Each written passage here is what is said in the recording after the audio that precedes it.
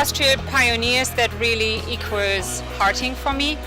Just thinking about when Harting was just founded by Wilhelm Harting, he was actually the inventor of the rectangular connector, the connector that everybody talks about as a Harting connector these days. So that was really the first footprint.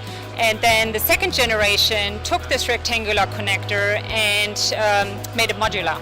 So they started in the 90s with putting in data, power and signal. So there was another breakthrough product that Harting brought to the market. And now thinking about this third and current generation, they are taking this connector and are actually adding smart connectivity into it, like an intelligent connector. So as you can see, Harting is really one of the pioneers.